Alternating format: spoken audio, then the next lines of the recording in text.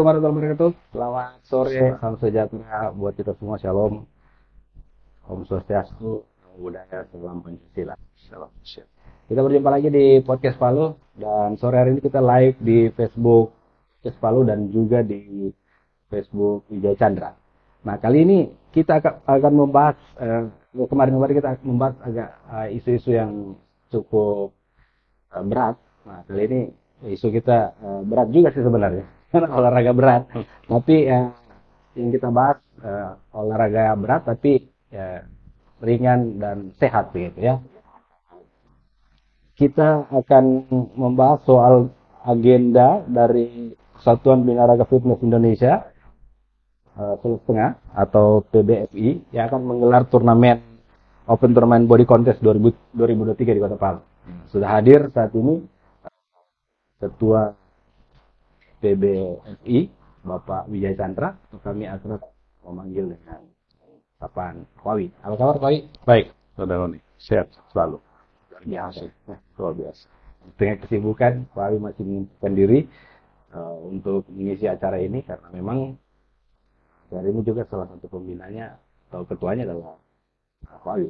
Nah, sebelum kita lebih jauh nanti membahas soal rencana kegiatan dari Open Turnamen Body Contest 2023 ini, saya pribadi dan sahabat podcast juga tentu belum tahu apa sih sebenarnya olahraga ini atau Persatuan Olahraga Fitness Indonesia.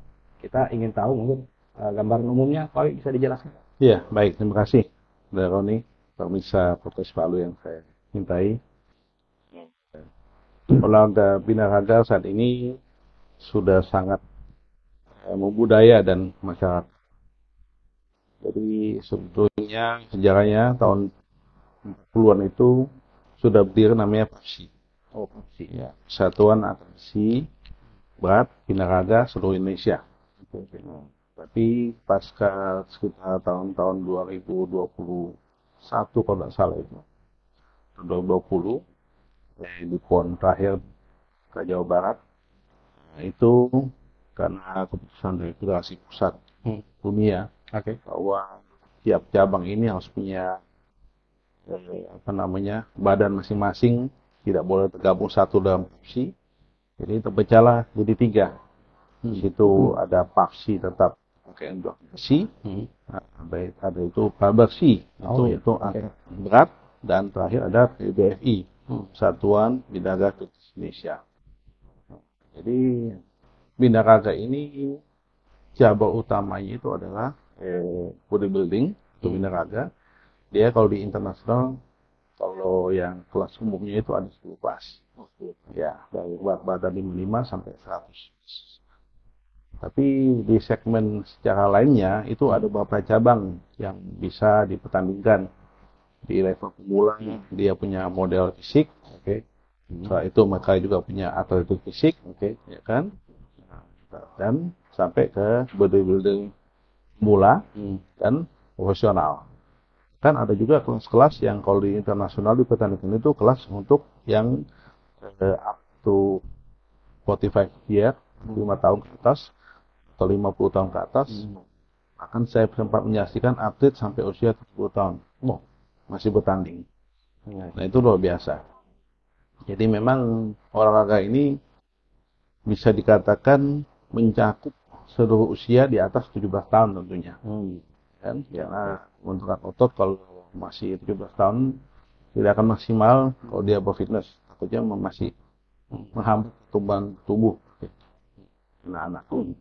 Jadi PBFI terbentuk dari terpecahnya 3 cabang olahraga, besi, angkat berat, dan olahraga. Nah, terbentuklah PBFI se-Indonesia. Itu secara singkatnya untuk PBFI. Di Sulawesi sendiri kapan ya? Pasca itu langsung kurang lebih 2021 kalau salah kita terbentuk itu. Pasca pembentukan pusat kita langsung terbentuk di daerah juga. Itu. 2020 itu. Nah, kita terbentuk dan kita sudah punya beberapa cabang dari Toli, Lubuk, Wol, Palu. Kemarin kita melantik di Parimo. Bahkan kemarin ada beberapa daerah pun sudah minta, kayak Poso dan lain-lain, kita sedang membentuk susunan kepengurusannya.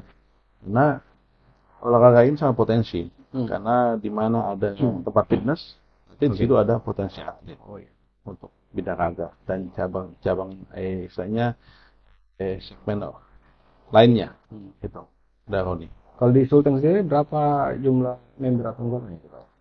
Ya, kalau member yang masuk di pengurus ini ya. Kalau secara members itu kan berarti kita bicara secara tempat fitness ya. Tempat fitness itu mungkin sekarang ini di Kota Palu saja sudah hampir ada 10 kalau lebih tempat fitness dan tempat gym, ya, tempat terbentuknya atau pengkaderan atlet-atlet yang potensi menjadi atlet binaraga, ya kan. Jadi kalau anggota sih banyak, mungkin bisa ratusan, ya kan. Cuma yang sekarang ini misalnya kita sudah sedang membina lapis kedua dan lapis ketiga, ya kan, karena pembinaan ini jangka panjang. Nah, makanya kita akan event ini, kejuaraan body contest ini di bulan Oktober, itu juga salah satu daripada pembinaan.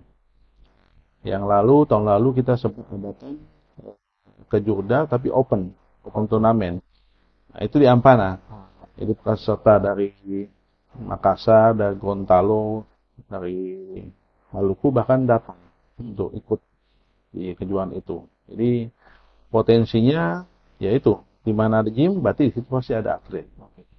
Kalau di PBFI sendiri Sulawesi Tengah, khususnya yang diketuai oleh Pawi, pastinya saya dengar bukan cuma nasional, tapi sampai internasional. Iya. Bisa ceritakan bagaimana sampai ada atlet di PBFI ini yang akhirnya prestasinya itu tidak, orang bilang bukan tangan ya, karena sudah tembus ke internasional. Iya, baik, terima kasih. Jadi saya sebetulnya sudah memulai membina itu sejak berdirinya gym saya tahun 1999. Kejuaraan pertama waktu itu oleh almarhum Pak Prof. Aminuddin Pondlele, kami dikirim untuk kejuaraan kejurnas di Semarang. Ketua DPRD Cup kalau nggak salah waktu itu. Dan kami buat satu atlet, ternyata di kelas pemula langsung dapat juara 3. Itu sudah Rifai. Baru awal itu? Baru awal waktu itu. Nah, itu awal mula kita mulai istilahnya membina. Masih di wadah PAPSI waktu itu, Persatuan Angkat Besi Binaraga Barat Indonesia. Kita mulai membina, sekaligus saya waktu itu mulai belajar untuk menjadi juri. Oh iya. Jadi sejak itu saya membina beberapa atlet, Kembang, dari Palu, daerah-daerah juga mulai berdiri gym-gym, ya kan. Setelah itu mulai saya kebetulan merekrut satu atlet yang punya potensi yang luar biasa, saudara Jeffrey Watten, ya. Itu dari tahun 2009 kalau tidak salah mulai dibawa binaan saya. Ini sejak 2009 sampai kurang lebih 2020-an kemarin ini, kalau di level kejurnas itu sudah ada sekitar 20 medali emas. Itu level kejurnas. Kejurnas. Terus kalau di level ASEAN itu ada yang lingkup ada ASEAN itu sempat dapat medali emas di Singapura. Itu untuk Indonesia. Terus di level SEA Games itu 2013 juga kita mendapatkan medali perunggu. Waktu itu saudara Jeffrey juga. Setelah itu ada beberapa kejuaraan Asia di Vietnam dan di Myanmar, itu kita dapat perak. Itu level Asia, ya, MIBF. Nah, setelah itu kita 2000 prestasi terbaik. Itu untuk level dunia 2015. Itu di Bangkok, Thailand. Kejuaraan dunia BBPF itu saudara Jeffrey dapat peringkat 3. Nah, waktu itu pun kita ada berapa tim atlet kita bawa, ini tuh ada dapat sekitar kalau salah 1 emas, 2 perak dan perunggu. Itu. Nah, juga pengalaman waktu di ASEAN itu sempat saya bawa 4 atlet Waktu itu pun sebagian itu masih swadaya. Jadi dana sendiri, bakat sendiri, bertanding juga sendiri akhirnya, tapi ya tidak mengecewakan. Kita pulang 2 emas, ada perak dan perunggu. Jadi hampir 8 atlet yang bertanding itu 6 masuk 3 besar semua. Jadi memang pembinaan olahraga ini tidak mudah, ya kan? Prestasi yang kita sudah hasilkan itu menunjukkan sebetulnya memang olahraga ini butuh beberapa angka, ya kan? Selain atlet yang bagus, punya potensi yang bagus, juga harus ada bapak angkat yang mensupport, ya kan? Supaya olahraga ini kan bukan olahraga murahan. Betul, betul. Ini olahraganya kayak tadi saudara Roni bilang, ini urusan besi ini. Bukan cuma angkat besi. Tapi kalau konsumsinya, nutrisinya, sistem latihannya tidak benar, tidak akan menciptakan hasil yang maksimal buat atlet. Ini sebuah proses panjang yang tidak mudah.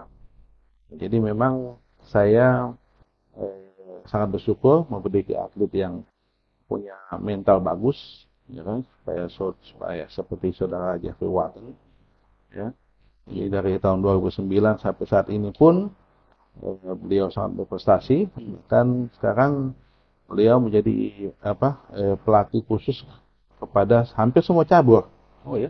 Ya kan, semua cabur olahraga yang sedang disiapkan untuk prapon maupun pon, itu berlatih di gym saya secara gratis saya kasihkan. Tentunya di bawah bimbingan beliau juga. Jadi banyak keilmuan yang bisa diserap dan bisa disalurkan kepada atlet-atlet muda. Nah, tentunya dengan spesifikasi dari masing-masing atlet. Apakah dia butuh otot apa untuk pertandingan apa, tentu ada masing-masing. Supaya tidak mengganggu, misalnya bela diri. Oh, ternyata bicepnya terlalu besar, ini malah mengganggu pergerakan, kan? Misalnya itu. Oke, baik. Sebelum kita nanti mau tahu apa-apa saja nanti di Open Turnamen Body Contest 2023, saya mau masih dengan prestasi tadi itu kok. Ini saya lihat ada banyak. Ini ada piala, ada medali. Iya. Dari mana semua ini kok?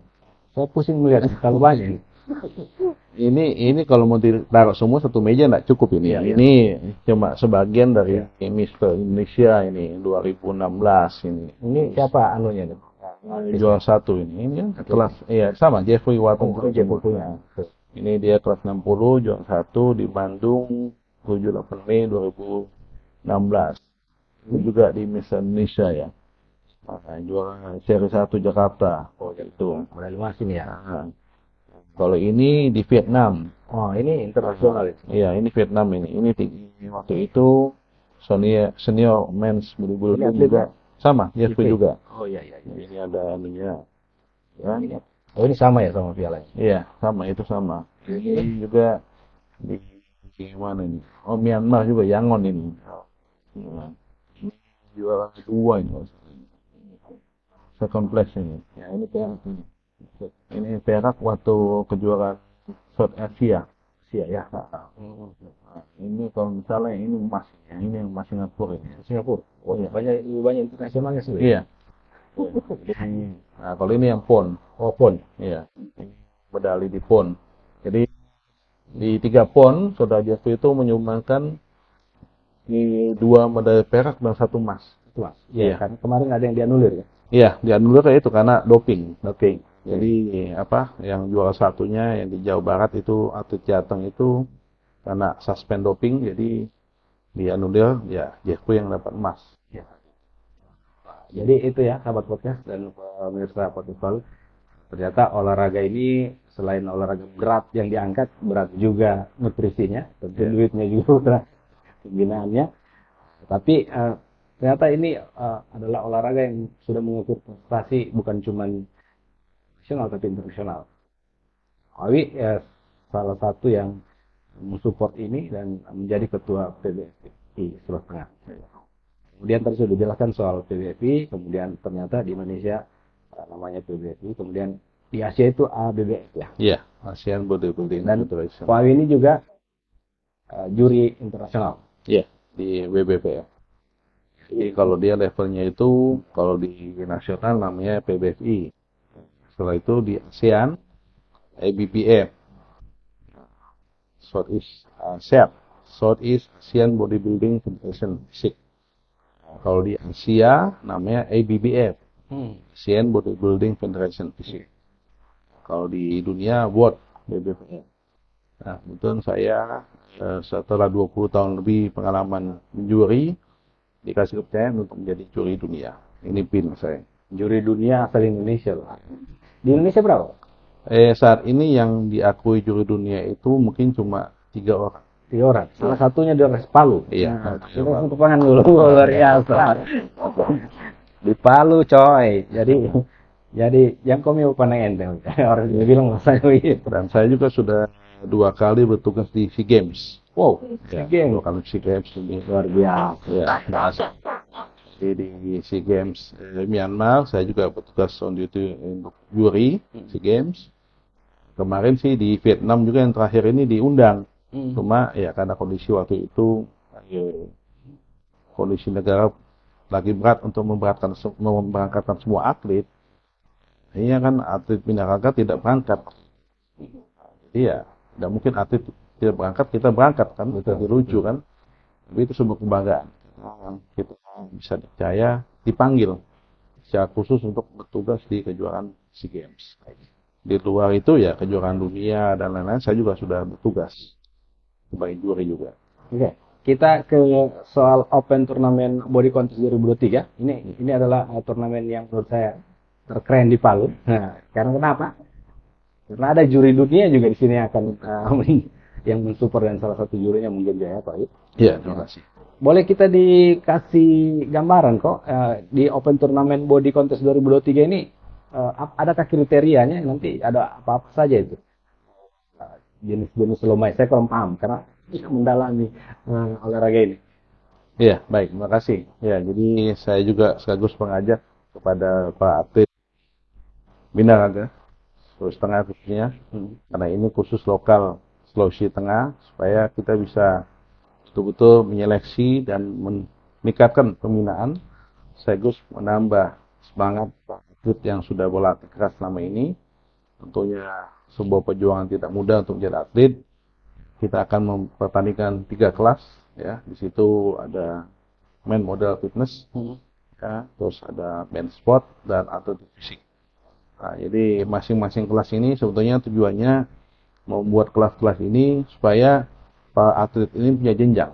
Oh iya. Nah, jadi tidak mungkin bosan latihan 1-2 tahun kita mau tandingan sama yang sudah 5 tahun. Wow. Ya kan, kasihan. Ya, anak TK mau lawan anak SMA kan, nggak mungkin tau. Nah, jadi kelas-kelasnya itu tujuannya memisahkan antara atlet yang sudah profesional, yang sedang middle, atau juga yang beginner. Jadi itu ada spesifikasinya masing-masing kelas itu. Dari berat badan, 3 badan, dikurangi berapa, dia maksimal beratnya berapa. Tujuannya kan tentu makin besar ototnya kan berarti berat badannya makin tinggi. Kita potongnya di tinggi badan, dipotong berat badan itu. Jadi nanti kita dapat nilai maksimal yang tidak boleh dilewati. Soalnya kalau dilewati berarti kan masa ototnya sudah tebal. Itu tujuan kita membuat kelas-kelas itu sehingga atlet ini bertanding betul-betul pada kelasnya.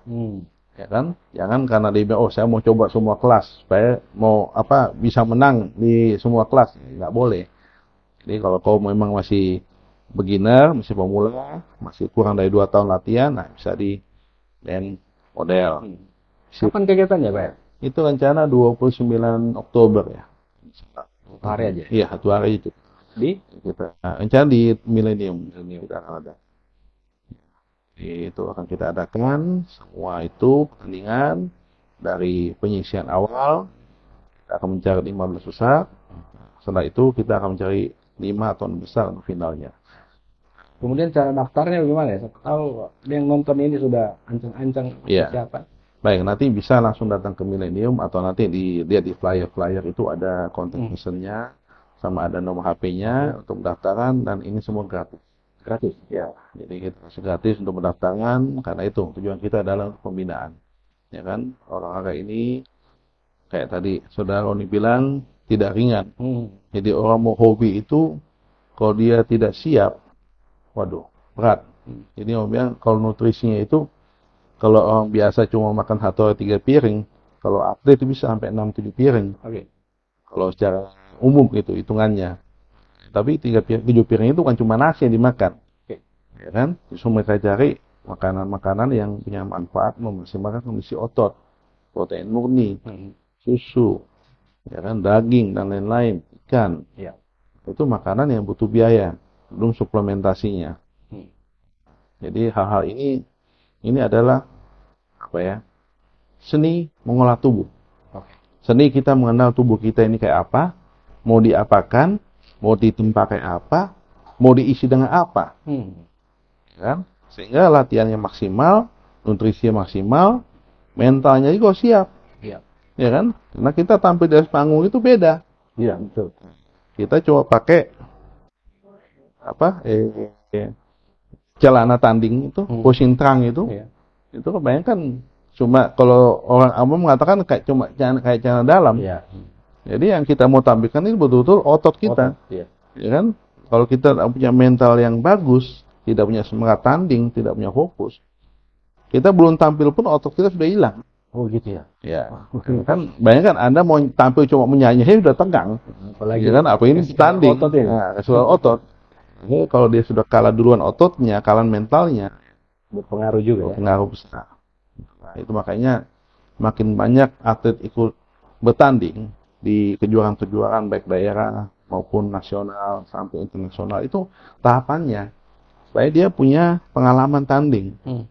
Ya kan? Bagaimana dia mengatur ritme nafasnya, bagaimana dia mengatur ritme powernya, bisa on the peak pada saat momennya, kan? Karena kan selain dia nanti di prejudging atau diperbandingkan, ya kan, dari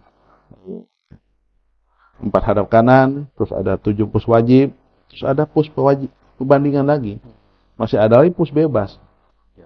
Ketika dia di tengah jalan, dia nggak bisa mengatur ritme tubuhnya. Dia tidak tahu, mau bilang bensinnya itu sudah emergency, sudah habis. Terus dia terkancing atau apa, itu kan poinnya jadi negatif. Bahwa ini atlet tidak siap untuk bertanding. Dia kurang pengalaman. Kan? Nah, itu juga sebuah tahapan pembelajaran. Makanya kami mengadakan event-event ini tentunya untuk melatih, menempa. Ya kan? Jadi selain berotot, mereka harus bermental, kan? Bermental, ya, kan? Supaya bisa berprestasi. Nah, itu yang penting. Supaya ada kan? generasi. Nah, bisa berprestasi, ya kan? Punya masa depan, ya kan? Berotot, bermental, berprestasi buat bangsa Indonesia. Bisa kasih bocoran Pak, siapa semua jurinya nanti, biar peserta yang mau ikut ini sudah siap-siap, karena biasanya juri itu mempengaruhi. Iya, jelas. Jadi memang kenapa saya selalu mendekatkan masalah sportivitas, ya kan? Menang kalah itu adalah sesuatu yang biasa. Apalagi ini adalah pertandingan yang tidak terukur, subjektivitas, ya kan? Kadang-kadang atlet itu merasa dirinya paling hebat, ya kan? Tapi dia lupa bercermin.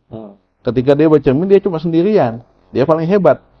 Kalau dia bercermin dengan musuh yang lain, belum tentu kan? Demikian juga juri ini memang adalah manusia biasa. Kan? Kadang-kadang sudut pandang, kondisi, makanya atlet juga harus belajar. Ketika aba-aba dia nge-push, misalnya ada perintah front double bicep, itu dia harus betul fokus mengatur kondisi ototnya, istilahnya ketegangan ototnya pada saat perintah itu. Dia sudah siap. Wah, begitu ya? Iya kan? Karena kan sekarang kan misalnya ya, kalau dibayangkan ada 10 atlet bersamaan tampil di depan. Ketika aba-aba itu diperintahkan, juri kan menilai. Dia menilai 10 atlet. Begitu up, 9 up, yang satu barusan bakancing. Terlambat dia bakancing ototnya. Ototnya tidak maksimal. Iya kan? Tentu juri tidak mungkin mau mengulangi lagi 9 untuk satu orang. Ya kan? Jadi conditioning pada saat bertanding itu atlet pun harus fokus. Aba-aba dari MC mengatakan misalnya conditioningnya untuk hadap kanan, hadap kanan. Ya kan? Atau dia sedang mengencangkan otot bagian mana. Nah, dia harus fokus ke sana. Jangan dia salah fokus atau salah posisi. Ya kan? Karena Ya, juri-juri semua yang kita pakai adalah juri-juri yang sudah pengalaman nasional, juri nasional 1, ada saudara lagi, ada Bapak Sudakam, juri, dan tentunya saya sebagai ketua dewan juri. Itu yang akan kita tugas pada saat nanti. Saya jamin yang utama itu adalah sportivitas. Karena tidak ada gunanya kita memenangkan atlet yang belum saatnya dia menang. Nah itu kasihan. Nanti dia tidak punya mental juara. Ya kan? Apalagi kalau dia sampai ada image, juri ini sampai dibayar atau medali ini dibayar, tidak usah. Saya jamin tidak akan ada itu. Baik. Oke, saya mau menyapa dulu ya. Ternyata banyak yang menonton ini. Baik. Iya. Ada Pak Rifai, ya, ada Fai Rifai, Nah, kemudian Syahrini Haji Sudirman, Ari Wijaya, Dengkule, kemudian Marcelo Badilo, Ya. kemudian siapa lagi? Ada beberapa lagi. Tapi ada beberapa pertanyaan ini kok. Saya harus menyampaikan ke Pak. Iya. Tapi teman-teman sahabat podcast, di akhir acara ini saya ada pertanyaan satu dan ada hadiahnya. Saya tidak bilang hadiahnya. Dan saya tidak akan bilang dulu pertanyaan itu sebentar di akhir, di ujung-ujung. Nah, itu ada dari Marcelo Badilo yang menanyakan batas umur berapa yang bisa ikut? Iya. Jadi kalau umur itu sebenarnya kayak saya bilang tadi, kalau bisa 70 tahun ke atas. 17 tahun. Iya, 70 tahun ke atas. Ya, bukan karena apa? Biasa kita takut kalau atlet di bawah usia itu terlalu muda.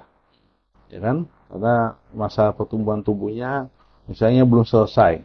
Jangan dia sudah terbentuk otot, akhirnya dia jadi kerdil. Ya kan? Nah, jadi kalau sudah 17 tahun ke atas, tapi olahraga binaka sebenarnya 16 tahun sudah mulai bisa. Cuma kita sarankan biasa jangan latihan-latihan yang menekan terlalu banyak menekan tubuhnya, ya kan? Sifatnya lebih baik ke kardio. Jangan dulu ke pembentukan. Nah, kalau dia sudah lewat 17 tahun silakan. Ya kan? Kalau dia mau latihan telaten dan fokus, ya kan? Terus kalau batas usia atas, ya sementara kalau di saya sih tidak ada. Ya. Karena ini kan kejuaraan lokal kan, kejuaraan daerah gitu loh. Jadi kita tidak batasi usia atasnya. Karena apalagi kalau internasional itu dispesifikasi, ya kan? Ada yang 45 ke atas, ada 50 ke atas. Bahkan saya bilang tadi, yang pernah tertua yang pernah saya lihat langsung usia 70 tahun. Dan itu kondisinya masih bagus. Saya kira pertama dia itu pelatih tim. Ternyata ikut naik panggung. Saya bilang 70 tahun dari Iran lagi. Oh, ternyata tidak dibatasi usia ya. Iya. Cuma mungkin lebih baiknya 17 tahun. Karena Iya. yang mau diangkatnya yang berat ya. Iya. Olahraga ini kan. Jadi minimal punya KTP, Oke. ya kan? Supaya ditahu juga identitasnya. Karena jangan sampai kecolongan. Kita pernah kejadian itu, kecolongan. Ya kan? Tapi ya inilah pengalamannya. Kalau kita tidak periksa KTP-nya, ternyata ada kejadian KTP-nya wanita ikut kejuaraan laki-laki. Seru itu. Dan itu terjadi. Tapi memang genetiknya, ya itu memang dia genetik laki-laki. Jadi tidak kelihatan di Hamsal bahwa dia perempuan. Tapi KTP-nya, iya, genetiknya laki-laki. Waduh. Sama mungkin kasus yang viral kemarin pemain voli itu. Oh kan. iya. Kayak begitu kurang lebih. Teliti nih kalau tidak. Tapi ini terjadi benar. Memang itu pengalaman. Nanti harus ada pemeriksaan KTP itu. Supaya jelas jenis kelaminnya laki-laki atau perempuan. Yang dia wakil di situ. Iya. Nah ini ada lagi dari Yuli Yanti Ilmu ya. Iya. Apa kabar ini Yuli? Iya. Pak kalau Pak untuk atlet yang mau ikut apakah ada kriteria persyaratannya apa itu? Gitu. Iya, ada. Tadi saya sebutkan ada 3 kelas. Iya, Ya kan ada kelas model, ada sport fisik, ada atlet fisik. Nah, nanti itu akan kita upload untuk flyernya supaya bisa lebih jelas lagi. Karena dari itu kan bisa diklasifikasi. Anda lebih pantas masuk di kelas apa. Gitu. Ya kan? Yang jelas TP. Ya. TP berarti sudah 17 tahun ke atas. Ya. Kalau itu keputusan cuma untuk syarat pendaftaran saja. Bahkan gratis. Cuma nanti untuk kelasnya nanti tetap ada mungkin timbang badan dan ukur tinggi badan. Ya kan? Syarat bisa masuk ke kelas itu apakah dia sudah memenuhi syarat atau tidak. Supaya pertandingan ini bisa adil. Jangan yang sudah senior maunya main sama formula terus. Oke. Ya kan? Jangan mau bilang mesin 2000 cc mainnya di 1000 cc terus. Wah, itu mental juara itu. Nah, ini ada yang bertanya soal pendaftarannya selain di Millennium ada di tempat lain kan? Misalnya orang di daerah, karena ini Yuli ini ternyata pengurus PBFI Parigi Batang. Oh iya. Siapa tahu orang dari daerah dia mungkin atau memang ada bisa online atau bisa. Saya rasa bisa. Nanti kan itu ada nomor HP-nya, saudara Yuli. Nanti hubungi aja kontak person atau ke PBFI provinsi. Nanti kita akan daftarkan, ya kan? Nanti sebutlah ya nama atau nanti kirim KTP-nya, terus dia mau masuk kelas apa, kita langsung daftarkan. Sangat mudah kok, tidak akan dipersulit. Jadi kita ini betul-betul seperti saya katakan, ayo semua artis Sulawesi Tengah bertandinglah, ya kan? Tunjukkan prestasi terbaik, ya kan? Tunjukkan hasil latihanmu, latih dan asah mentalmu, kan? Karena untuk mendapatkan momen latihan, pertandingan tidak gampang. Ya kan, kita butuh satu motivasi, kemauan, ya kan, kita harus punya mental juara dulu, ya kan, mental juara bukan berarti bahwa kita ikut harus kita menang, tapi kan, ya disitulah harus ada sportivitas, ada yang menang, ada yang kalah, yang kalah itu mengevaluasi kenapa dia kalah, ya kan, yang menang, ya tentu mengasah lagi supaya dia bisa naik ke level nasional atau bahkan internasional, ya kan, nah, itu yang kita perlukan, saudara-saudara sekalian. Baik.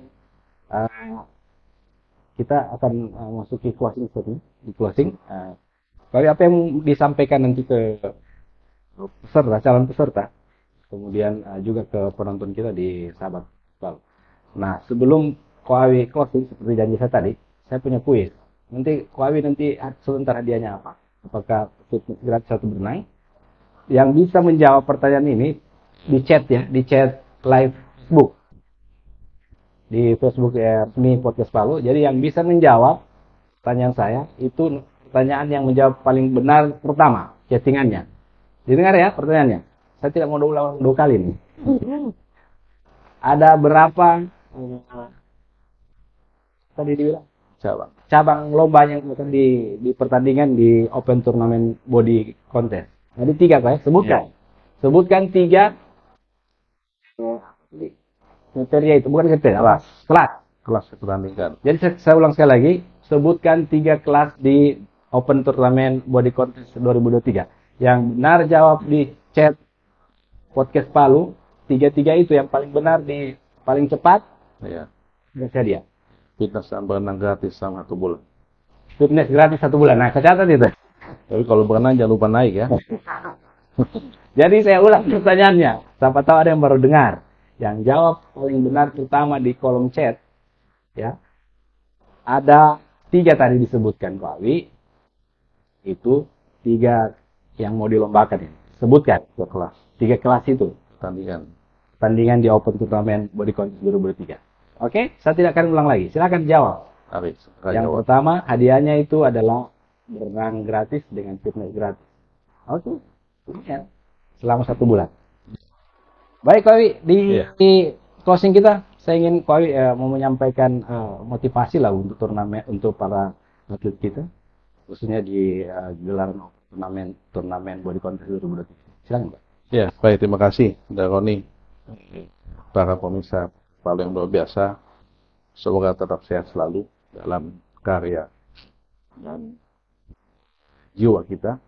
Tentunya olahraga binaraga ini bukan sesuatu yang mudah. Ya, selain kita harus angkat besi, kita harus punya mental besi juga. Wow. Kan? Angkat besi, mental besi. Asal makannya bukan makan besi. Makannya protein. Kan? Jadi makan protein. Tapi hati-hati dengan makanan-makanan Anda. Hati-hati dengan tawaran-tawaran Anda. Jangan ada tawaran instan-instan, mau cepat jadi. Ya kan? Karena ini bukan orang bilang bukan mie instan, sekali celup langsung diangkat langsung jadi ngana. Ya kan? Hati-hati. Hati-hati dengan tawaran-tawaran suplemen yang sifatnya steroid, ya, ada klinik dan lain-lain, ya, sangat-sangat dihindari. Jangan dipakai karena kasihan. Itu masa depan Anda masih panjang. Jangan gara-gara pemakaian obat-obatan terlarang dalam dunia olahraga ini, ya, masa depan Anda hancur. Ya, karena saat ini binaraga sudah mengalami kondisi yang sangat parah. Ya kan, dari beberapa kali PON itu banyak sekali atlet kita yang kena suspend oleh pemakaian doping. Oke. Kan? Dan selain itu bukan cuma karena PON, di kejuaraan-kejuaraan nasional pun saya melihat sendiri bagaimana atlet itu meninggal ketika bertanding.